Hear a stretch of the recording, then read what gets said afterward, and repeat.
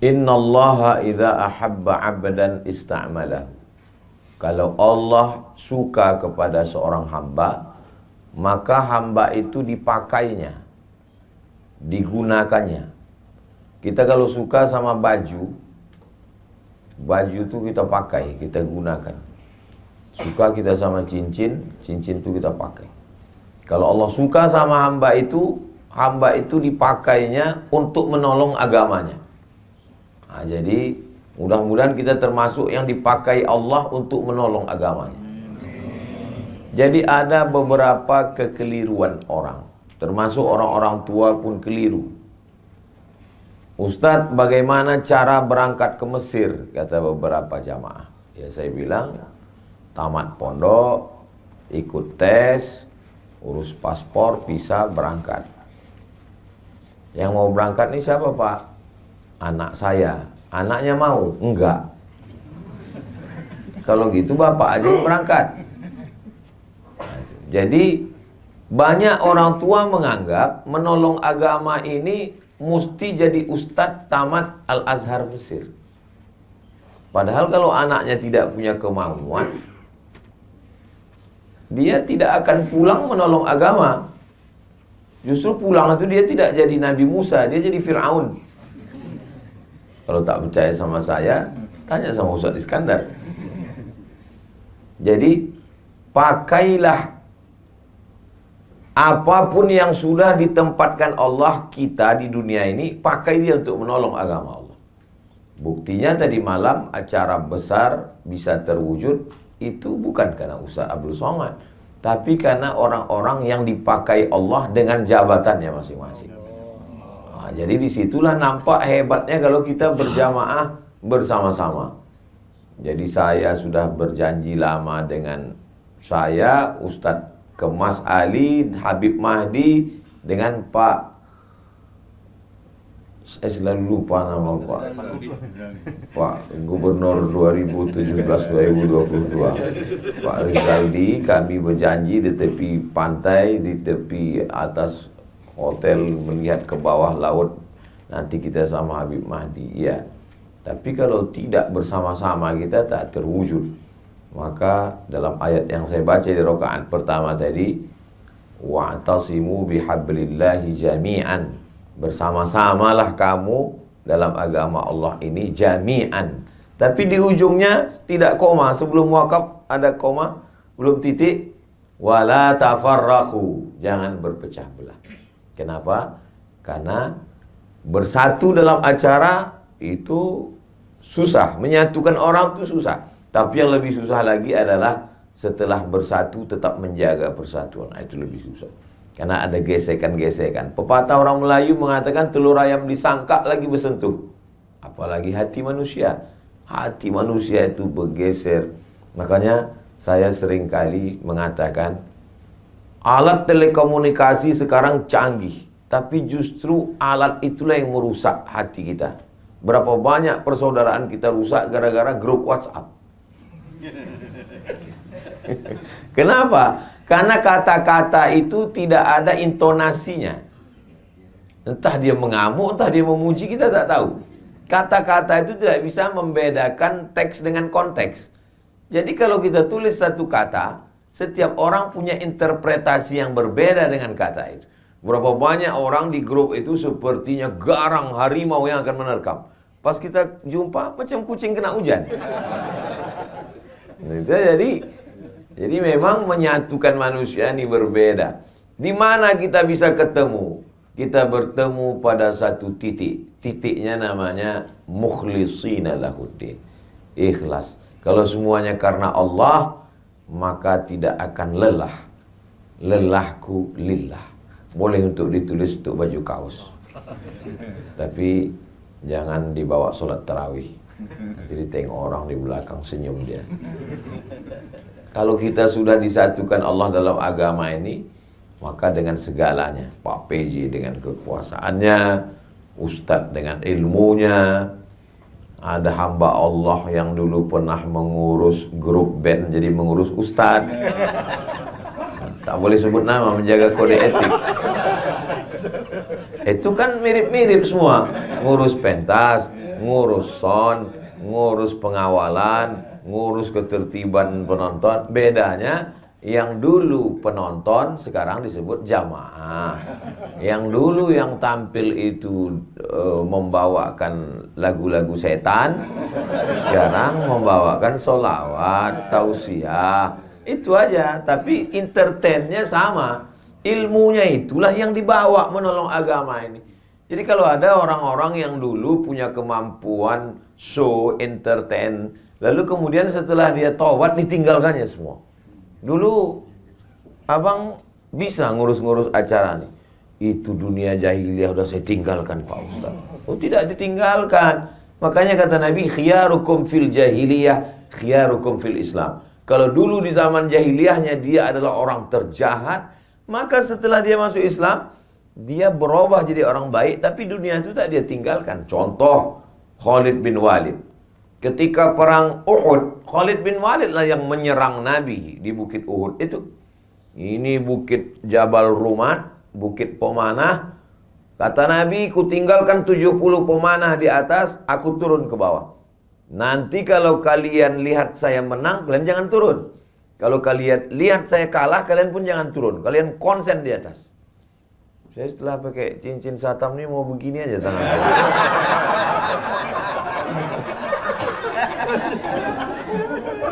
Rupanya pasukan Nabi menang di bawah.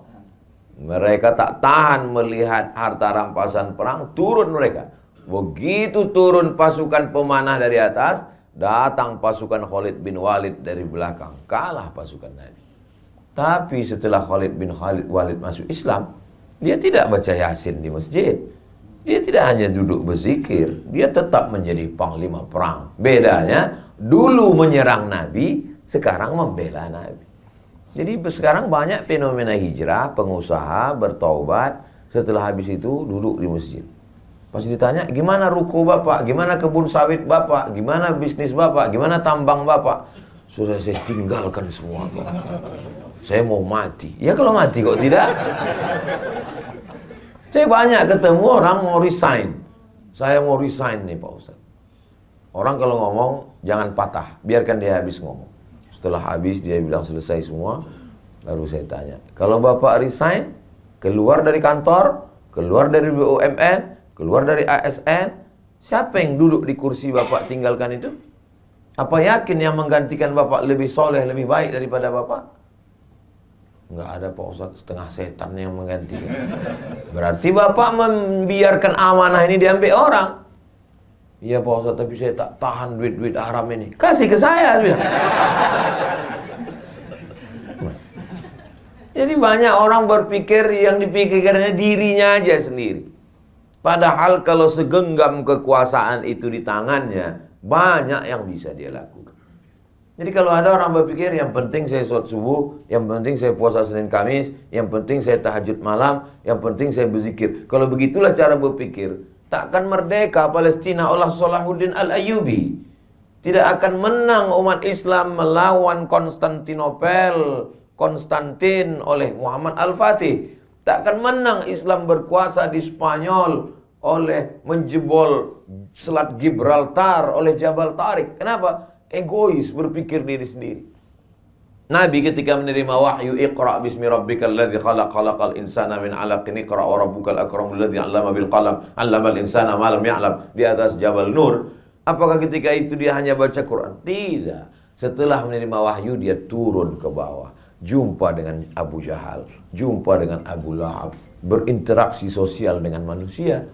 Nah sekarang banyak orang kalau bertobat ke masjid, menegur kita pun dianggapnya kita setengah setan. Padahal kita adalah masih lagi di dunia, masih kita berjuang. Jadi paling tidak menolong agama Allah ini ada 5 manusia. Yang pertama adalah orang yang bisa menggunakan telunjuknya. Kalau ditunjuknya jalan berlobang, langsung licin beraspal. Kalau ditunjuknya acara, langsung jadi. Beda sama saya. Saya tunjuk beberapa jalan sampai sekarang belum aspal. Ya, saya tak ada kekuasaan. Orang-orang yang punya kekuasaan ini dipakai untuk menolong agama Allah luar biasa. Tunjuk jalan, berdiri pondok pesantren. Tunjuk lagi tanah, berdiri Islamic Center. Tunjuk lagi, berdiri tahfiz Quran. Tunjuk lagi, keluar perda, perbub, pergub, madrasah diniyah. Tunjuk lagi, berdirilah lembaga-lembaga, Badan Amil Zakat Nasional, Bank Muamalat, LPTQ, Lembaga Pengembangan Tilawatil Quran, Badan Wakaf Indonesia. Itu kan atas persetujuan telunjuk. Itu tak selesai dengan ceramah. Itu tidak selesai dengan tabligh akbar. Tabligh akbar itu hanya permulaan start untuk berbuat. Kenapa? Opini publik dipengaruhi dengan tabligh akbar. Betapa dulu terjadi perubahan. Dulu masih saya ingat tahun-tahun 90-an zaman saya SMP.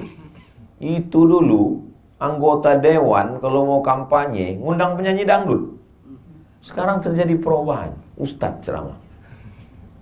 Terlepas dari plus minusnya, bahwa terjadi ada perubahan opini publik. Apa maknanya? Publik sudah berubah. Akibat apa itu? Banyaknya tabligh akbar, pengajian. Maka orang-orang yang punya telunjuk, maka di ujung telunjuknya bisa dipakai untuk menolong agama Allah Subhanahu wa ta'ala. Jadi saya subuh ini semangat nih karena banyak orang yang bertelunjuk yang bisa pakai. Nah, tapi kalau udah di depan saya orang-orang yang pensiun, pernah saya diundang ke acara. Itu saya tak terlalu semangat. Saya ceritanya bagaimana menghadapi sakratul maut.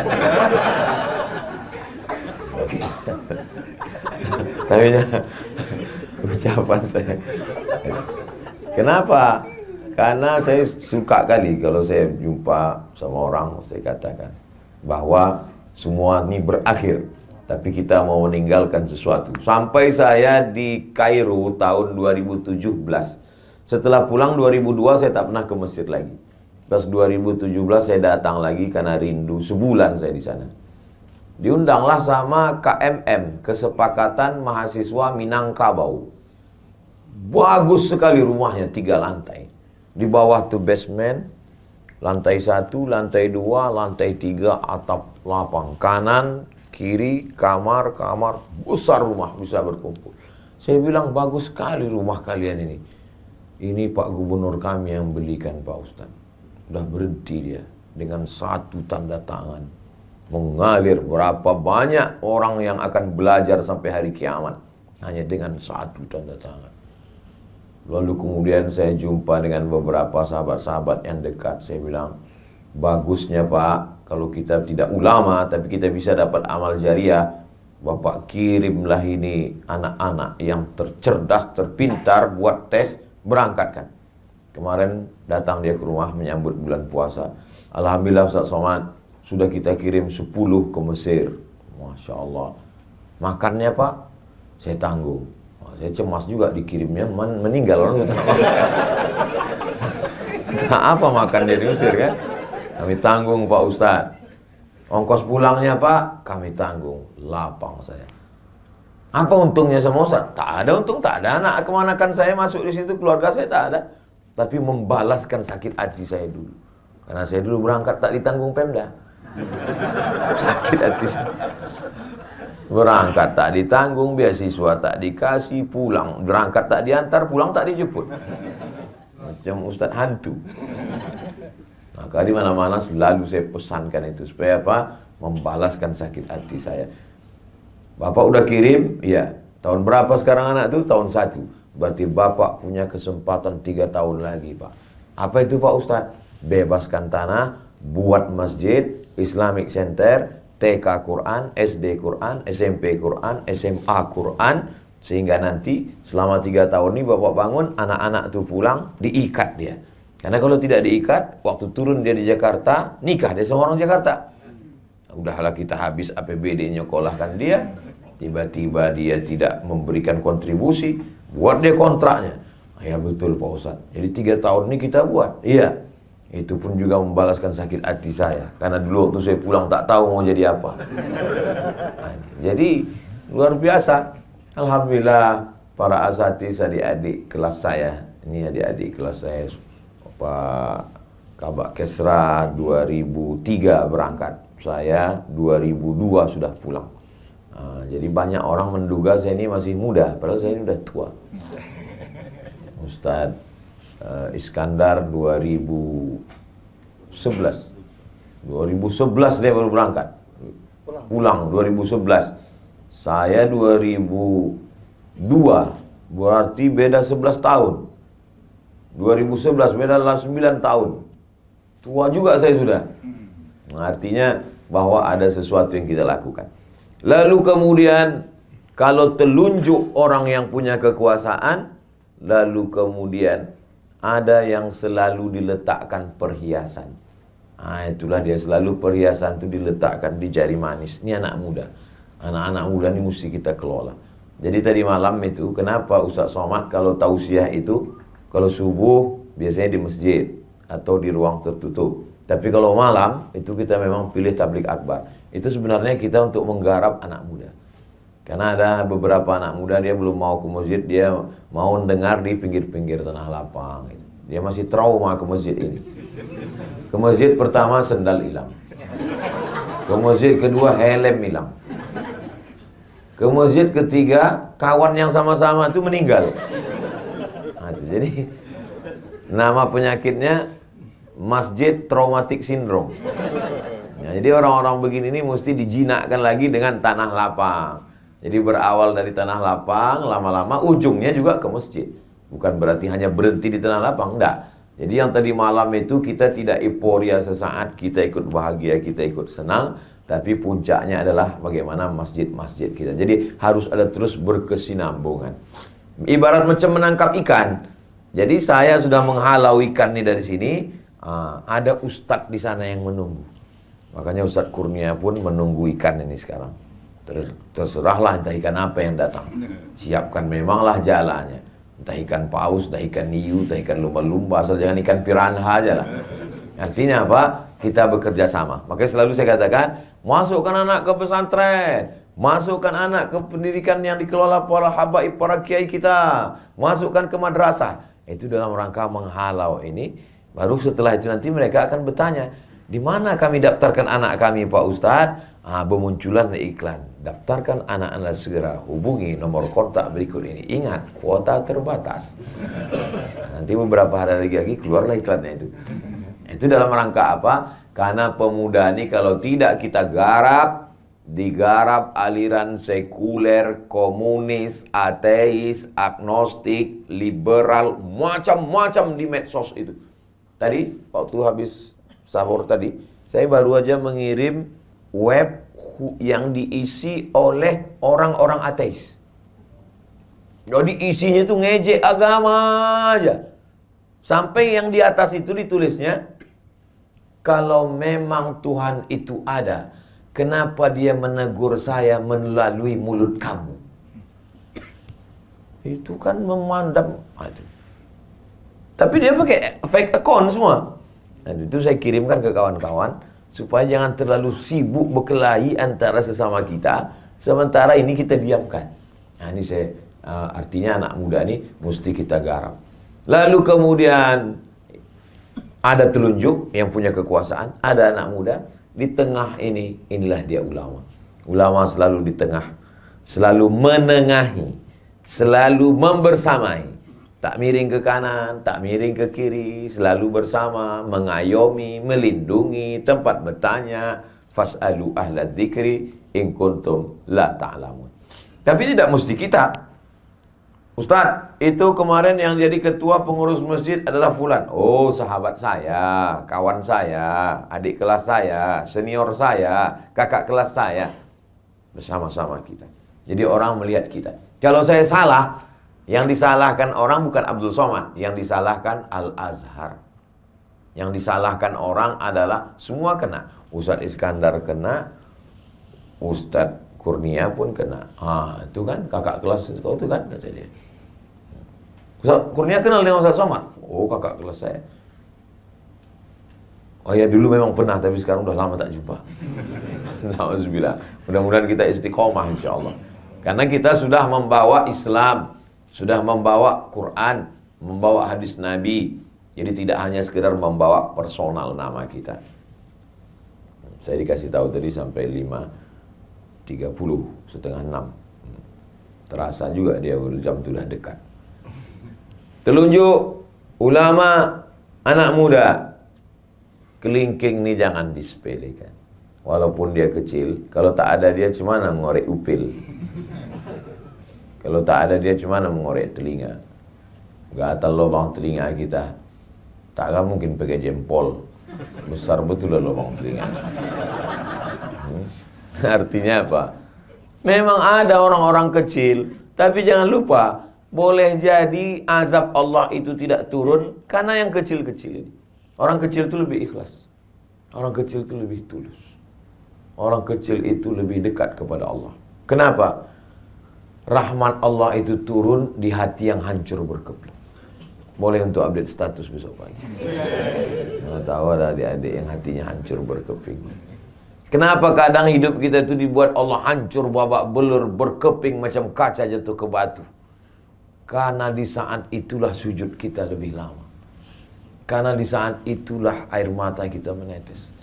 Kalau kita di atas awan, bangsawan, bangsa yang hidup di atas awan, kita mungkin angkuh dan sombong. Tapi kalau kita sudah jatuh terjerembab, saat kita berteriak, tak ada lagi manusia mau mendengar kita, berbisiklah ke tanah. Malaikat-malaikat di langit akan mengaminkan doa kita. Saya sejak di Belitung ini puitis pula sekarang.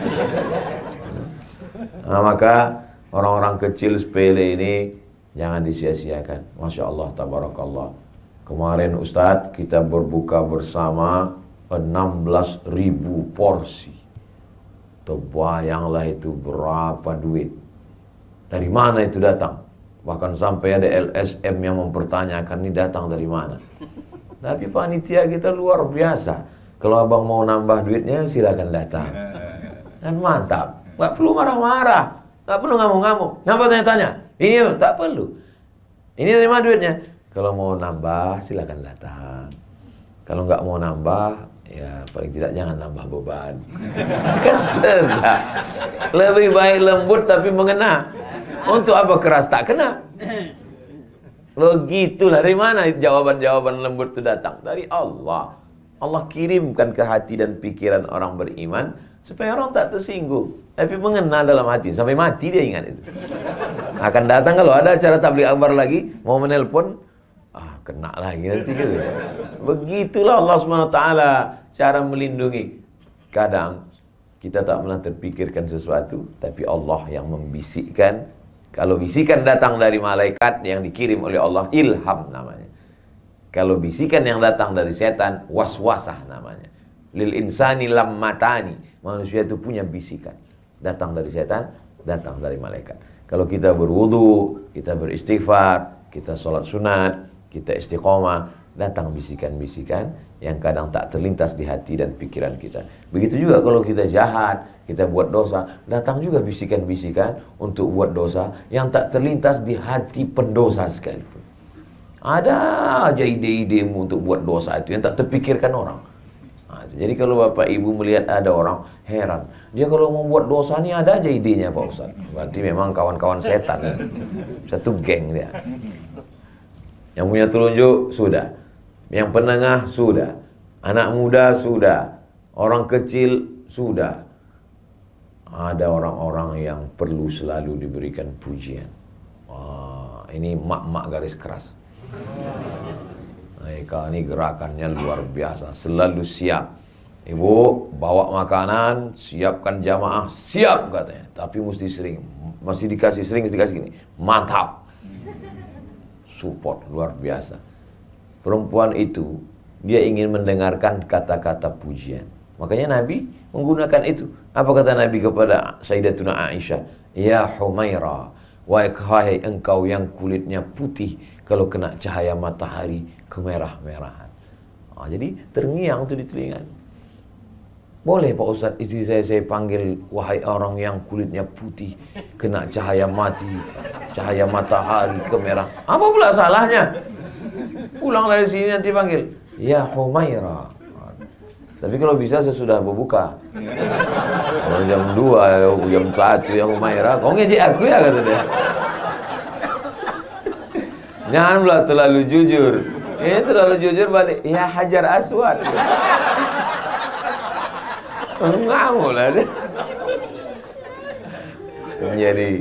kita memang harus selalu memberikan kata-kata yang baik, mengangkat hati perasaan, mensupport, memberikan. Kita pun terasa itu. Kadang ada orang-orang, tapi jangan terlalu berlebihan. Dia macam garam juga itu. Kalau pas dia penempatan garamnya itu pas, dia enak. Tapi kalau terlalu berlebihan, asam, apa kita pusing kepala kita mendengar pujian-pujian. Makanya kata Nabi, kalau orang terlampau memuji, ambillah pasir dan hembuskan ke wajahnya. Nah, jadi kita pun siapkan, letakkan pasir. Kalau ada orang terlampau memuji, kenapa bapak gini kan banyak kali bercerita.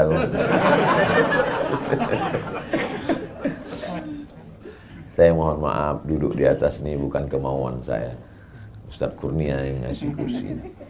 Begitulah sibuknya kemarin orang mencari kursi. Saya dikasih pula kursi. Nah, kenapa saya dudukkan di sini? Biar sejajar sama kamera.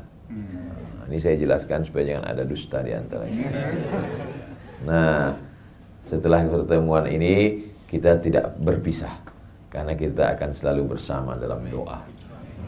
Tak putus doa saya untuk Pak PJ beserta Ibu, Pak Ezaldi beserta Ibu, untuk Pak Sekda beserta Ibu, untuk seluruh Belitung saudara-saudara saya dalam La ilaha illallah Muhammad Rasulullah SAW. Mudah-mudahan Allah menjaga bapak-bapak Ibu semua. Allah menjaga Belitung, Allah menjaga saudara-saudara kita sebangsa setanah air, dijadikan Allah negeri ini baldatun thayyibatun wa rabbun ghafur. Keluarga kita sakinah mawaddah warahmah, anak-anak kita soleh dan solihah, istiqomah kita sampai mati dalam la ilaha illallah. Ala hazihi niyah, untuk niat yang baik ini. Al-Fatihah. A'udzubillahi minasyaitonir rajim. Bismillahirrahmanirrahim. Alhamdulillahi rabbil alamin arrahmanir rahim maliki yaumiddin. Iyyaka na'budu wa iyyaka nasta'in. Ihdinas siratal mustaqim. Siratal ladzina an'amta 'alaihim ghairil maghdubi 'alaihim waladdallin. Amin. Allahumma inna nas'aluka salamatan fid din. Selamatkan kami dalam agama kami, dalam akidah Ahlussunnah wal Jamaah. Jangan sampai anak cucu kami murtad, na'udzubillah. Jadikan mereka istiqamah dalam iman dan Islam. Wa afiatan fil jasad. Sehatkan badan kami supaya kami bisa beribadah, menolong agama. Wa ziyadatan fil ilmi. Tambahkan ilmu kami supaya benar amal kami. Wa barakatan fil rizqi. Berkahi rezeki kami supaya kami bisa menolong dengan wakaf, zakat, infak dan sedekah. Wa taubatan qablal maut. Dosa kami banyak, berikan kami taubat sebelum mati. Wa rahmatan indal maut. Curahkan rahmatmu ketika kami mati. Wa maghfiratan ba'dal maut. Berikan kami ampunan sesudah kami mati. Allahumma hawwin alaina fi sakaratil maut. Ringankan kami ketika melewati sakaratul maut ya Allah. Wan najata minan nar. Selamat dari api neraka. Wal afwa indal hisab. Maafkan kami ketika nanti segala amal kami akan dihisab, dihitung di hadapan. Rabbana hab lana min azwajina. Jadikan pasangan hidup kami, suami, istri, anak-anak kami qurrata a'yun, sejuk dipandang mata, menenangkan hati kami. Rabbana hab lana minas shalihin. Jadikan anak kami anak-anak yang soleh dan solihah. Rabbana ighfir lana dzunubana wa liwalidayna. Ampunkan dosa kami, kedua orang tua kami, wa limasyayikhina, guru-guru kami, wa li zu'amaina, pemimpin-pemimpin kami yang soleh yang baik, wa liman hadarana, saudara-saudara kami yang hadir dalam majelis salat subuh ini, wa liman ghaba anna, yang tak dapat datang karena sakit, karena uzur syar'i, karena satu dan lain hal. Allahumma hdi qaumana, saudara kami yang belum dapat hidayah, bukakan pintu hidayah untuknya ya Allah. Allahumma khtim lana bi husnil khatimah, wa la takhtim alaina bi su'il khatimah. Allahumma ja'al akhir kalamina, jadikan akhir kalam kami inda intihai ajalina, ketika ajal kami sampai, kalimat yang keluar dari mulut kami, la ilaha illallah Muhammadur Rasulullah sallallahu alaihi wasallam. Kalimat haqqin 'alaiha nahya, dengan itu kami hidup, wa 'alaiha namutu, dengan itu kami mati, wa biha nub'atsu, dengan itu kami akan dibangkitkan di padang mahsyar. Rabbana atina fid dunya hasanah wa fil akhirati hasanah wa qina adzabannar. Wa sallallahu ala sayyidina Muhammad wa ala alihi washabbihi wasallam. Walhamdulillahi rabbil alamin.